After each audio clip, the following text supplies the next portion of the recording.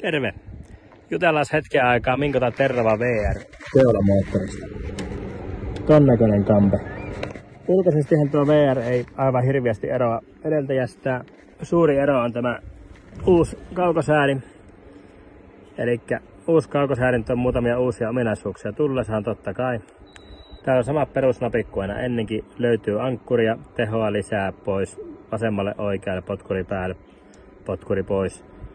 Sitten löytyy suunnanlukitsin, vakionopeavalukitsin ja sitten täällä on uutena muutamia pikanäppäimiä. Näihin voidaan laittaa, jos sulla on vaikka matalavesiankkuri, Raptori tai talo, niin niitä voidaan laittaa näihin. Mulla on täällä tämmönen uusi drift-toiminto, eli näköjään käynti suomeksi.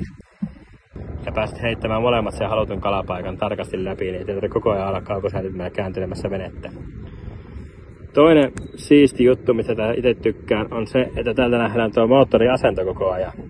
Nythän sillä ei ole mitään väliä, kun mä näen moottorin tossa ja tuosta näen sen asennon, mutta sitten kun tuossa seisoo kaveri eesä, ja varsinkin jos on iso kaveri, niin se ei ole koko päivän kurkkia tätä takaa, että miten päin meillä on keulis. Mutta tuo kertoo meille nyt sen, missä asennossa ollaan. Se kääntyy reaaliajassa mukana tuossa samalla, kun kääntelet moottoria.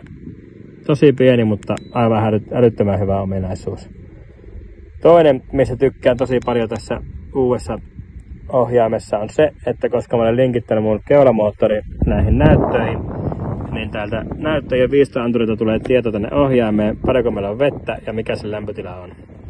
Ja tämä tulee taas sitten siinä kohtaa tarpeelliseksi, kun ollaan vaikka jollakin pienemmällä joella ja ei oikein tiedä paljonko siellä on vettä ja ajelet täältä keulasta käsin venettä ja koetat tähyillä kiviä ja vähän heitellä ja kalastella samalla, niin sä näet sen syvyyden täältä. Jos se rupeaa kovin nopea mataloitumaan, niin tiedät sitten pysäyttää veneen. Varsinkin pienillä ja oikein tummavetisillä vesistöillä on tosi hyvä ominaisuus olemassa.